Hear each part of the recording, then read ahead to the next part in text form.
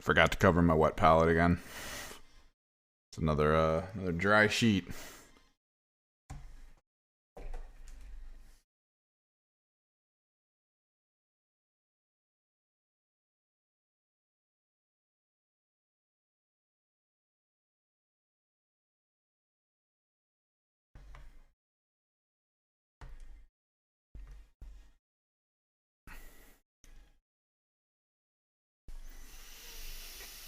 Go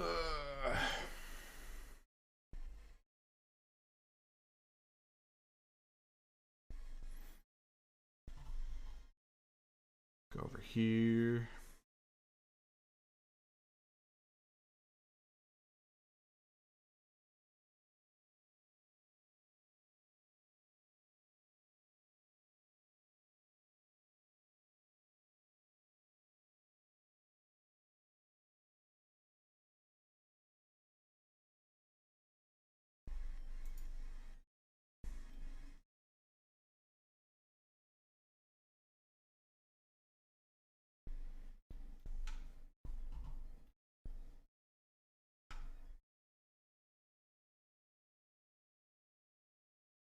Yeah.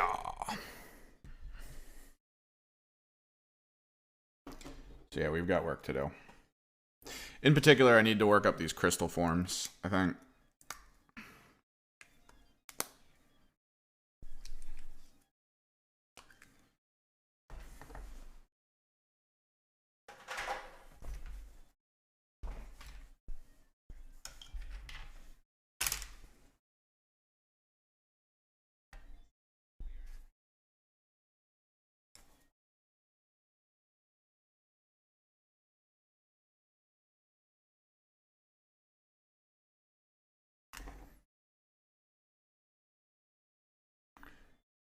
One of the main elements is about trying to do like a different blue, like a darker blue kind of in the core of it.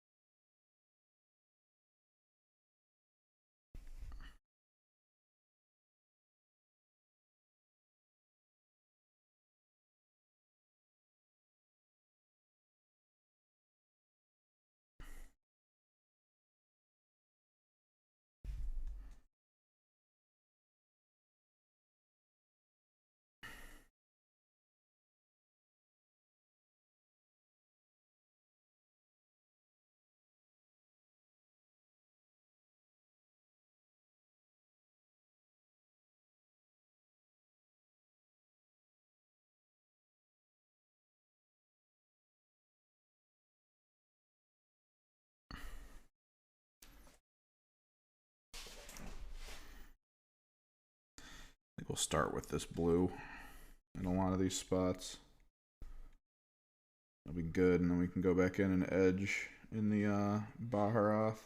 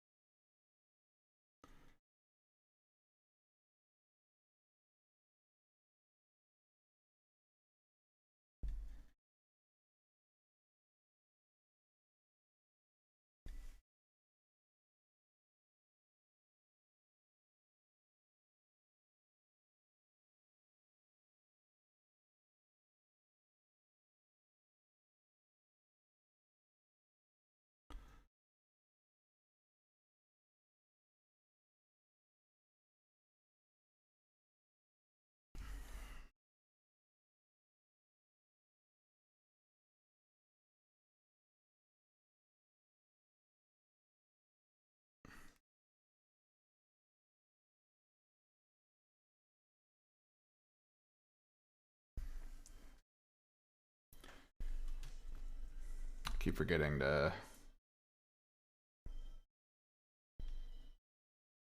set up the video configuration to stop fucking changing the color. Get rid of white balance.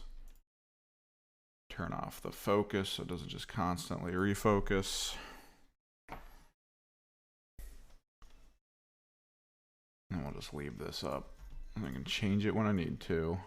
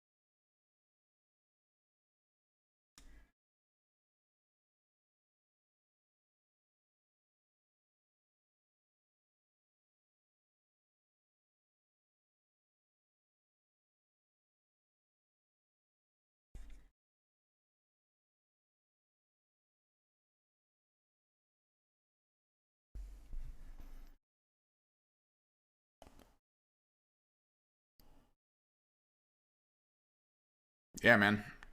I'm only going one just because of how the rules are right now, but we'll have to see in the rules updates because I am interested in them as creatures.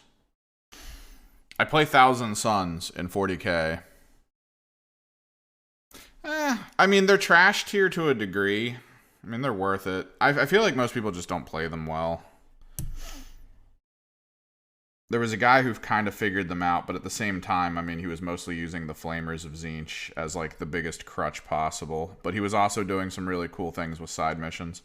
We'll have to see in 10th what happens, because I wanted to use... Okay, when I first heard about them, I was literally like, I really want to... I want to run 3 of them. I was like, man, that'd be cool to run 3 of them. But then, you know, you can only use... they can each only use the attacks on their list once per round between all of them. So, like, worthless to use 3 at that point.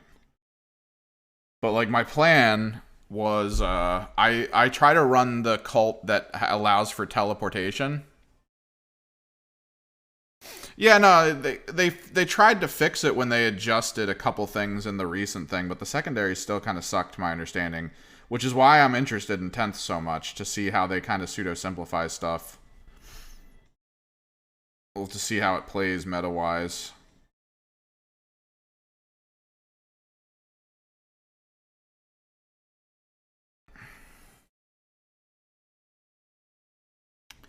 But yeah, I was like, I run the cult that does the teleportation. That's one of the main cults I'm interested in. Because I like the idea of just kind of being able to go wherever and then, like, counteract it at the same time. So, like, hyper-mobility on a team you don't expect to be hyper-mobile, right? So, since Mutalith Vortex Beasts fall within the purview of the teleportation... Yeah, a lot of people play time. A lot of people consider time to be like the big team to go because it's healing. But I mean, if you're looking for healing, why not just run the Army of Renown that's based on Zangors? Because it's like so much crazier as a healing team. So much crazier.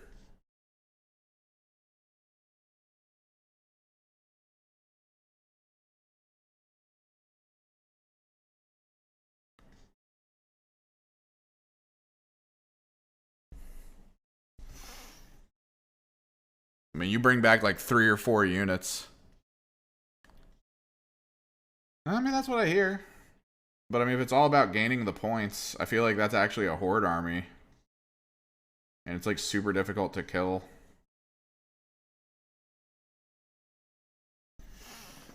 Mostly because they all get feel no pains.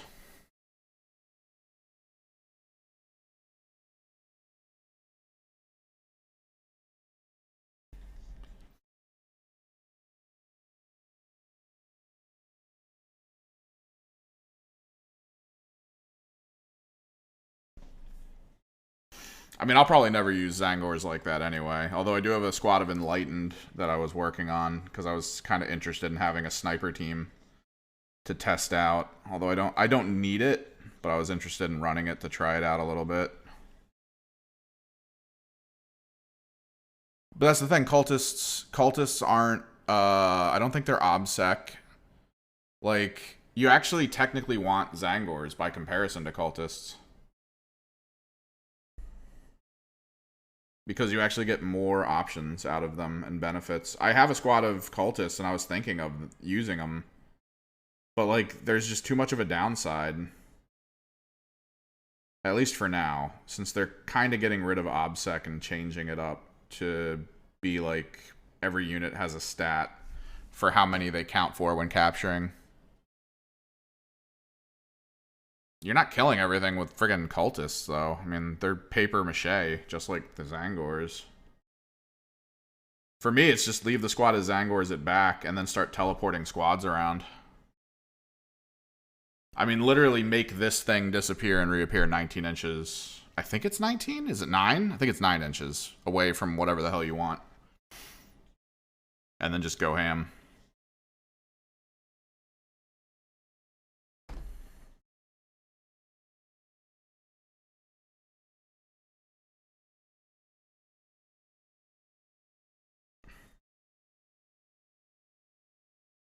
the ultimate distraction Carnifex.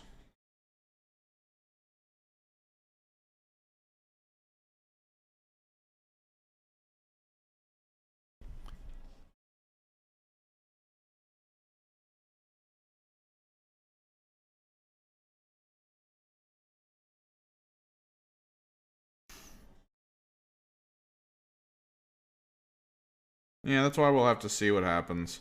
The thing is, I started getting back into this game because of Kill Team, and then I thought, like, oh, maybe we'll start to learn 40k after we get a lot of the Kill Team stuff down. And that's when all the rumors started flying about 10th, and we were like, do we really want to learn 9th? Like, we'd have to learn everything. We'd have to learn all the different side tac ops. We'd have to learn kind of all the different faction plays. My buddy built 2 armies around... he kind of went on one of the meta websites, like the meta chasing YouTubes that talk about like the best optimal builds for some of the factions he was looking to play, so he just built around that. He literally built a meta Harlequin team, and then like as he finished magnetizing all of them, that was when they came out and were like, hey, you can't shoot fusion pistols from open top vehicles anymore, and he was like, no.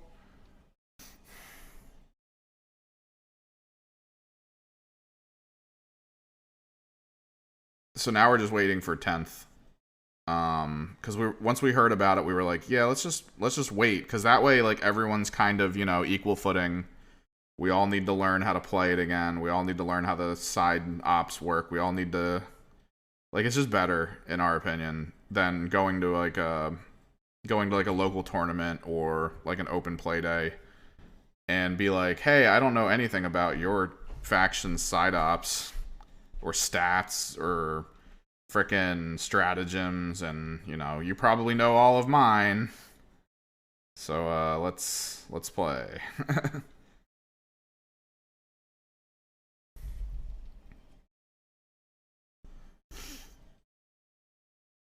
So that'll be cool.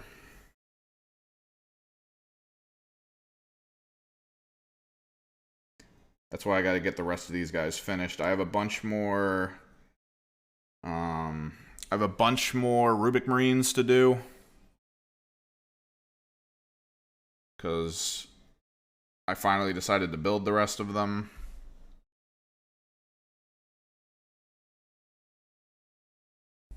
Dude, I love bright colors. My entire Thousand Sun team, as well as my knights, the knights that I have that I work alongside them, they're all kind of color schemed this way. Bright colors, a lot of neon. I love the neon. And then I decided on this guy to do the bright blue horns with purple, kind of like Crystallian form horns. And we've got a lot to work up. The basing of the neon's down, and that's great, but we have to really get back in there and detail a lot of it. Get some of the peaks.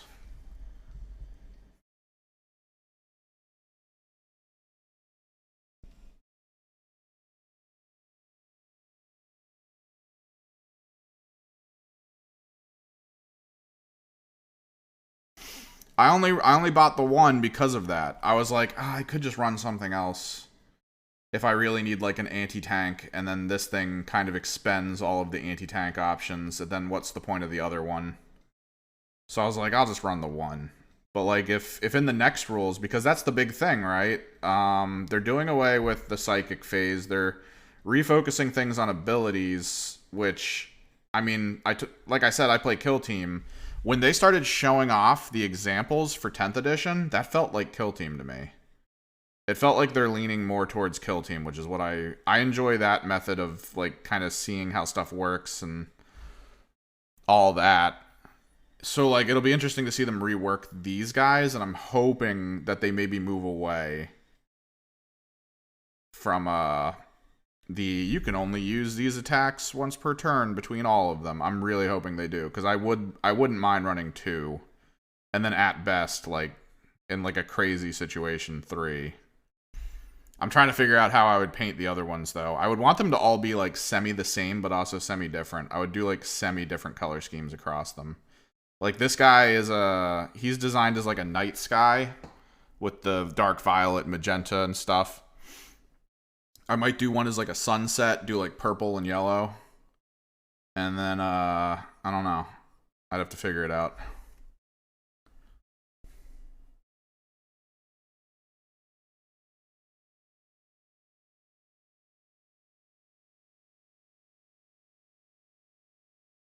We could do a true cosmic horror, get some fluorescent paint for the final one. Make him look fucking absolutely ridiculous.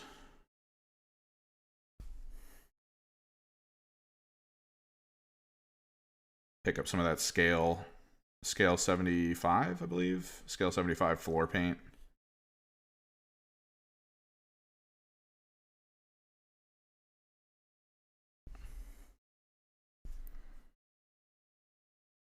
So yeah, we just wait.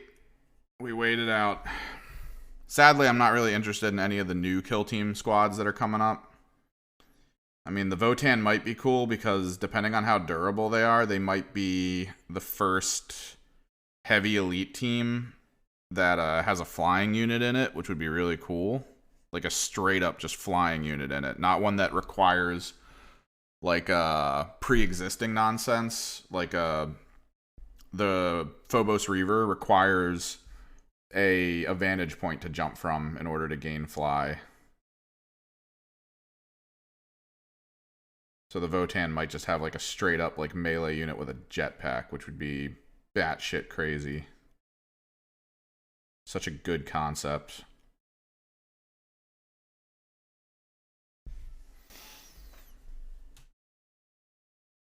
Partners. Ooh, nice.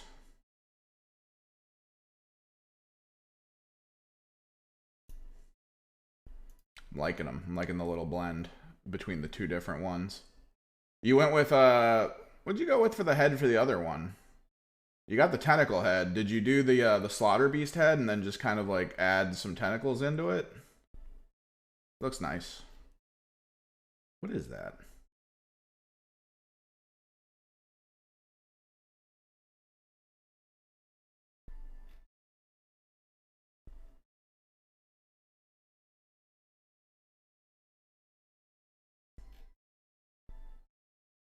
It's pretty legit.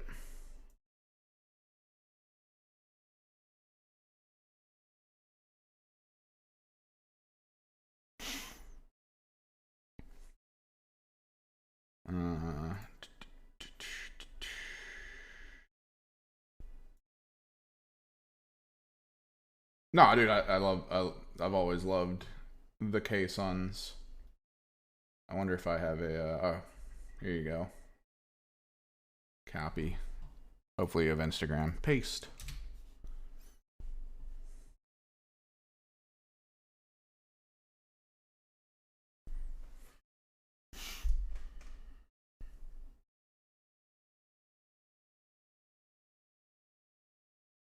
I have to clean this brush soon.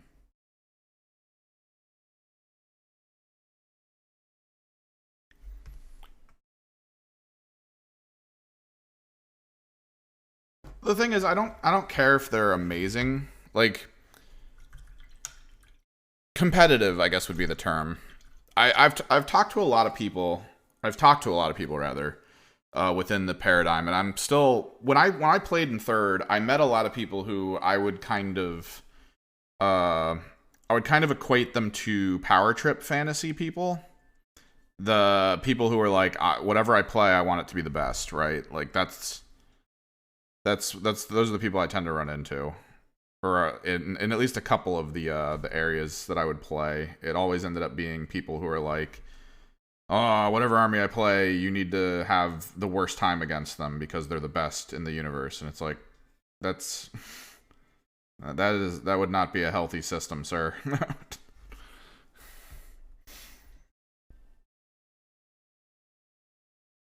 And then that's the thing, that's 36%, and I guess yeah, it would be in the secondaries, which Games Workshop would need to try to balance those, which I imagine they wouldn't like normally, is what I'm used to. I mean, they probably put all their effort into being like, let's just figure out 10th and let's stop worrying too much about 9th. at this point, and it's like hopefully that's maybe the direction they went.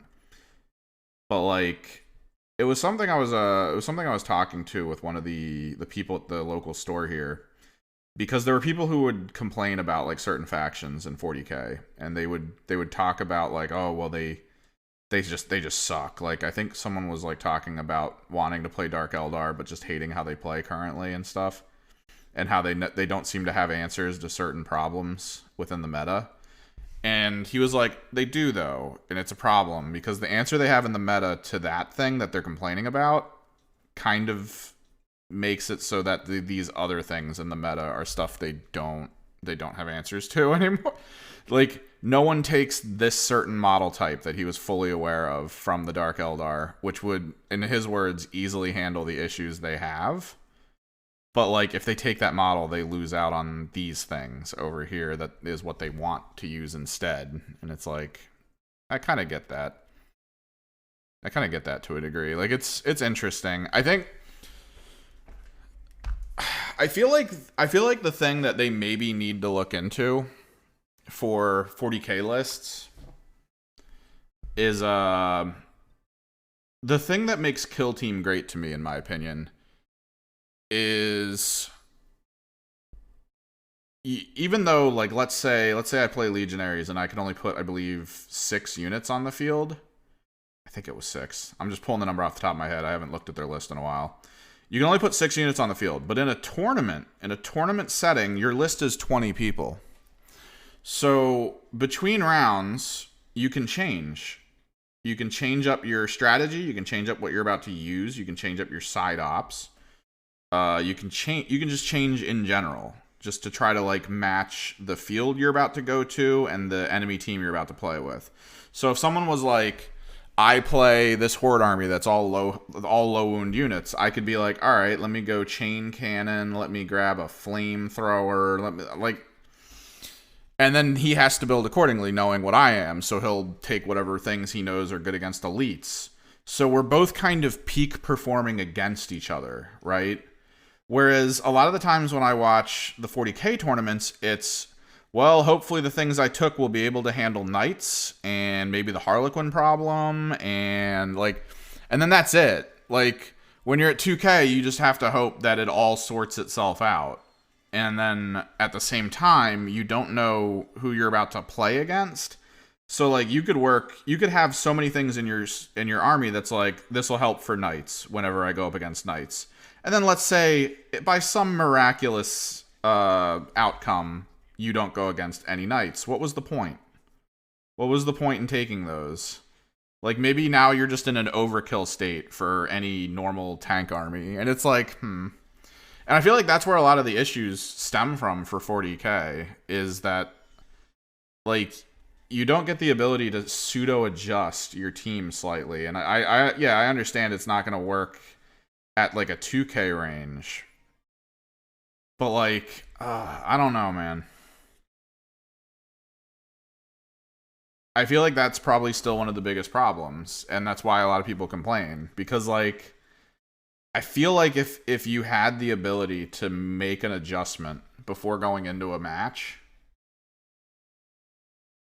you'd be more likely to feel better about the outcome, to be like, oh, I know these guys, the psychic side of my army is not going to help that much, so I need to swap over to these things and just make the adjustments and then see how it works out. And then that army goes, oh, you're 1,000 Suns? Well, I have to expect this from you at the same time. Which would also kind of help Games Workshop a little bit, I think, in terms of sales. Because then it is about collecting as much as possible and then filling the gaps for your whole list for swappable.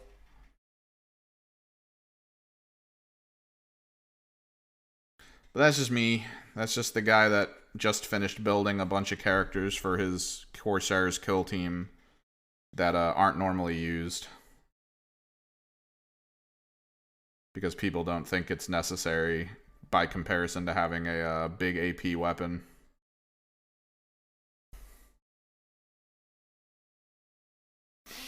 I could see that. I could see the sideboarding issue. I remember reading that it was at one point a thing that was doable, but like I don't know. maybe they adjust it in the new 10th edition to make it valid or workable. We'll have to see. We'll see how it works.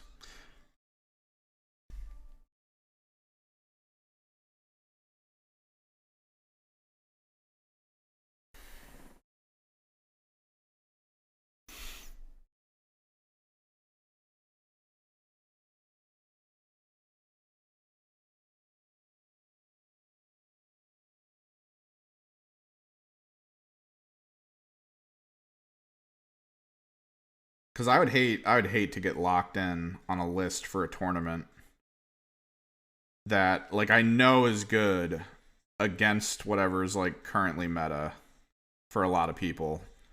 Like kind of like in Magic the Gathering, you build the anti-meta deck, and then like no one's playing meta at that tournament, and it's like you bitches. I'd rather play fun stuff. But the only way I can beat the meta is with this list. And now it's not here. Which is probably why I'll always play casual locally. Playing casually locally, you'll start to learn like which of the people there are gonna only chase meta.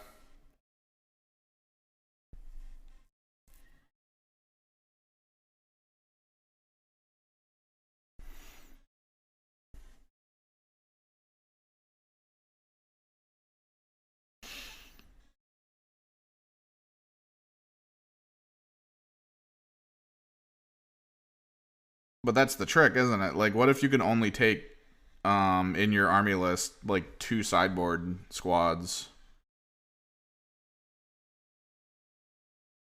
and you still have to like make the points adjustment to change it. And even if you swap them in and are like lower on points now, like that's just how it is. You did that. That was your outcome.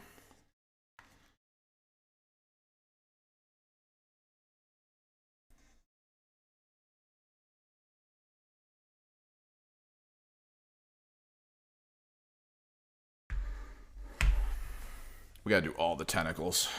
God. So many more crystals to go through, too. And this is only the first layer on the crystals. Then we gotta edge it in Baharoth and then do the shadow layers in purple. And, ugh. It'll be worth it, though.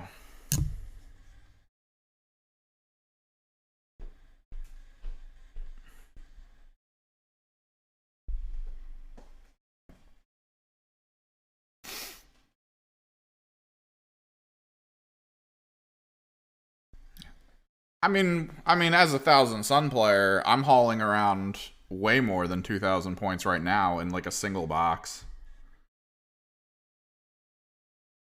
I mean, I imagine for like the Horde armies though, it would get crazy, like having to haul around like an extra couple of thousand points for nids.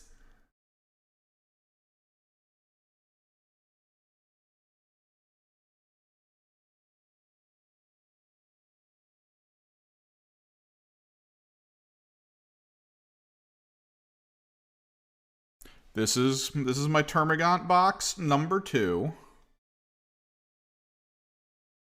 I wonder if my buddy's gonna get back in as Nids. That was always fun back in the day, man. Playing my one friend who went Nids, and now with 10th being like, "Yo, new Nids." He might be like, "Yeah, I think I might be coming back," because his neighbor plays. So like, he actually has like a local thing to him with like a group that he could easily just be like, "We're all playing 10th."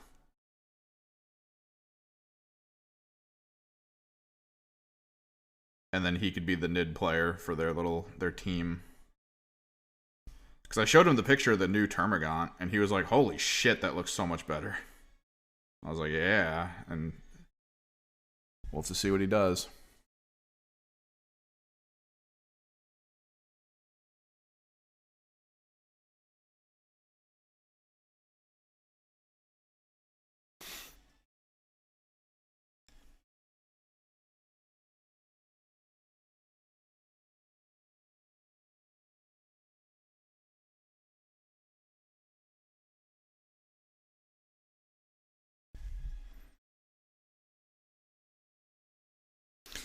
That's what I'm thinking. Like again, because a lot of what they showed off felt to me like Kill Team. If you look at Kill Team's system for primaries and secondaries, it's a much more limited point system, and it's kind of universal. And the focus is more on universal. And with a recent change that happened, it used to be that you could just pick, all your faction secondaries, which is what made the Harlequins super powerful. Is because like if you got one Harlequin secondary done, you got like two done immediately. Like it was so easy. And then in the recent change with critical ops, you can only take one faction secondary now. So for 10th, I could easily see there being like a good bit of universals. I could see that the army lists only have access to certain universals, maybe, which is what goes on right now in Kill Team. And then every faction has maybe like 3 or 4 secondaries, but you can only take one out of your total list of secondaries.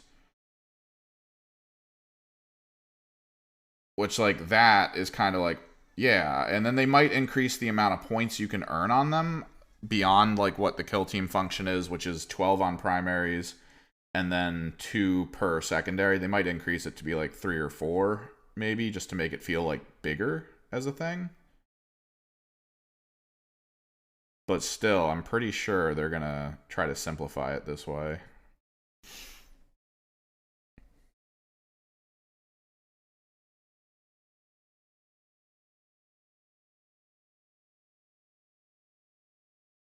Because that was one of the things they kept talking about.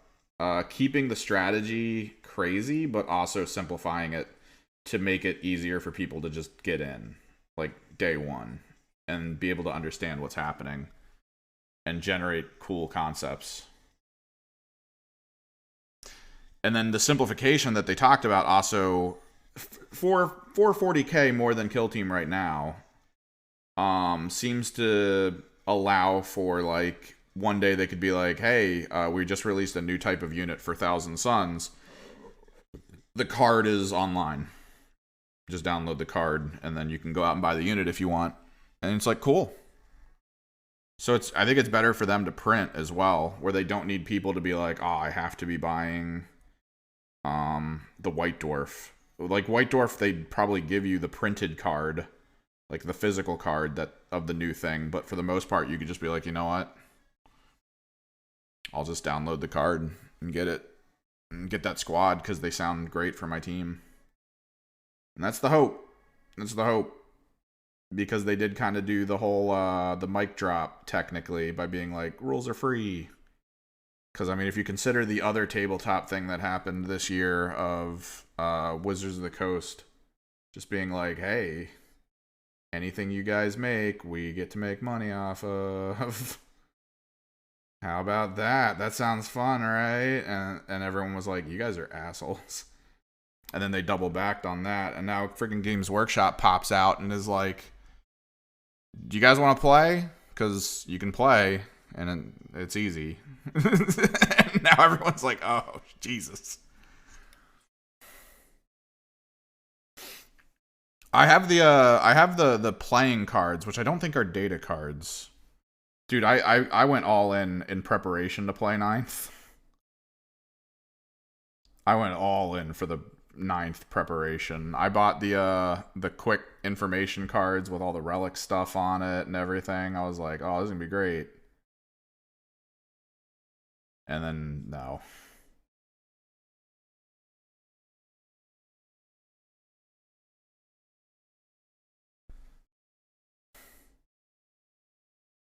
Data cards are great. A lot of Kill Team players print their own data cards for their teams. It's definitely a good idea. Because then you can market with stuff easily, especially in a Kill Team where you're like, I have a grenade and I have this scope. You can like market and be so you can remember by looking at the card you're about to activate and being like, oh yeah, he's got the scope. It's just a great way to keep track of stuff.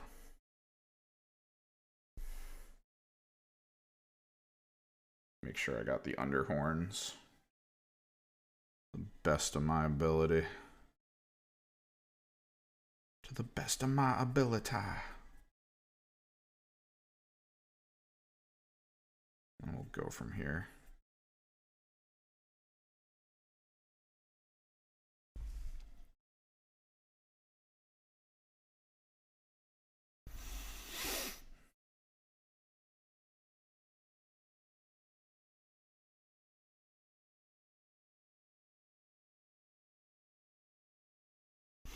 Yeah, we'll have to see.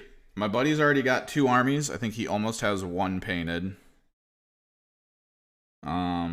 I've of course got my 2, the Knights and the Caissons. We'll see if we will see what kind of partnership teams there will be. I'm thinking they're gonna maybe walk away from team partnerships a little bit. Maybe. We'll have to see.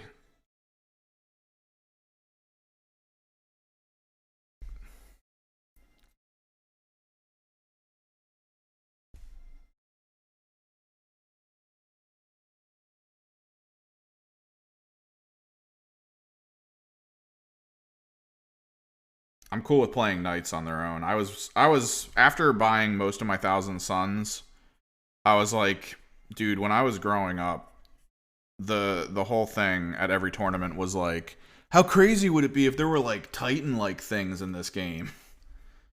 Oh, it'd be cool if there were like the giant robot things, like the giant robot weapons and stuff. That'd be great to play. Like that was every game was like, how do you think they'd play, man? It'd be crazy, right? Like it'd be so cool. And then I came back and I was like, oh my god, they exist now. So after I finished my Thousand Sons, I was like, I'm 100% buying a Knights team. This is happening. And then I painted them up to look like Thousand Sons.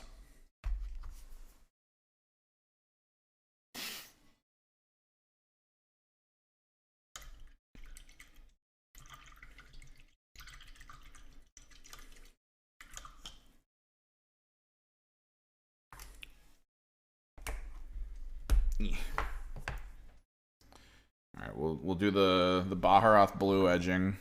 Try to work it up.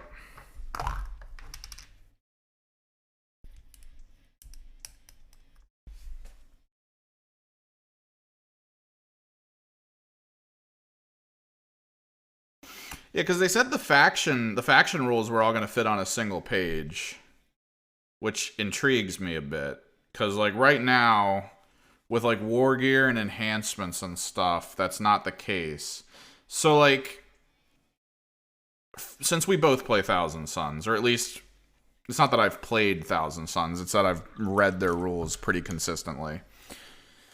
Think of all the cults. How do you think that's going to be on a card? Or do you think that when they talked about sub-factions being their own separate sheet, do you think if the cults even survive into 10th, do you think they're just going to drop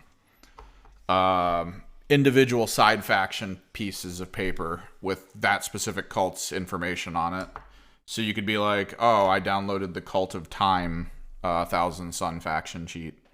Or you think it's just going to be like in the bottom left corner, like these are the spells they have. Have fun.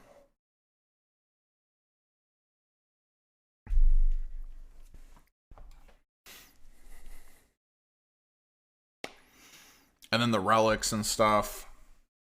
Like I'm guessing we're still going to have that. We'll still have to like pick and choose if we have them. And it'll probably be based on command points.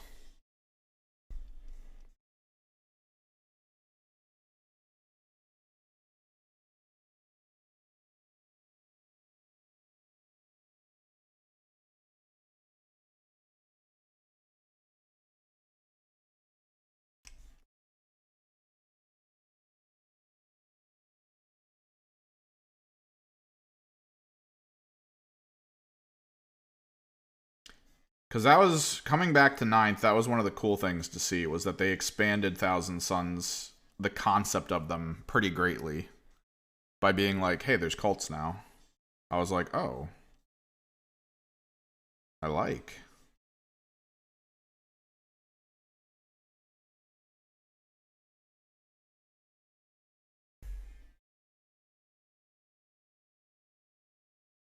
Because I played Thousand Sons, I believe, in 4th when they were first pseudo like made to be potentially like usable. I think I did like a dumb trick with them though. I can't remember. I think they made the Thousand Sun units troop choices finally in fourth, I want to say. It was either that or I did the dumb trick of being like, "Oh, I have demons as troops that I didn't purchase, so you'll never see them on the field."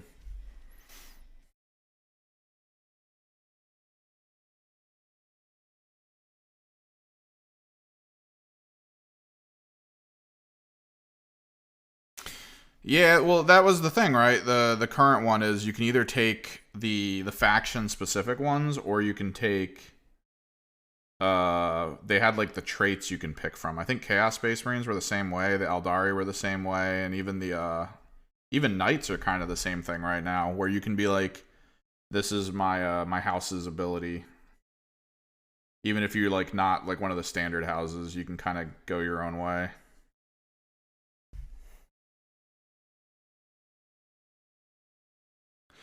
But they did say that a lot of the sub factions were going to be their own cards. So I still imagine like if you're Dark Angel, there might be like a Dark Angel sub faction card.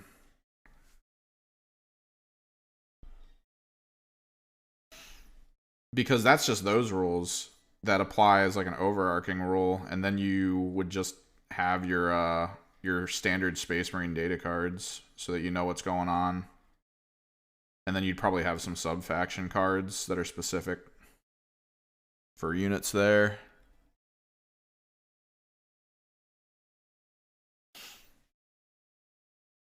Yeah, I guess I could see that. I don't know. I'll have to see how that pans out. Hopefully, we still have the teleporting cult. That's like the one that I'm actually interested in playing. Having that weirdly mobile Thousand Sun team just really intrigues me.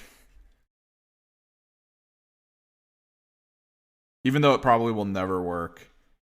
I'll have to see how the psychic phase works, because right now the wombo combo idea that I had was I have a squad of Rubic Marines with all flamers. And the plan was to give them the buff for flamethrower weapons. Like to just hit them with the flamethrower buff. And then teleport them in the psychic phase just after doing the buff to within 9 inches of an enemy unit, and then just unleashing freaking like higher AP, higher strength fire weapons on that squad. Like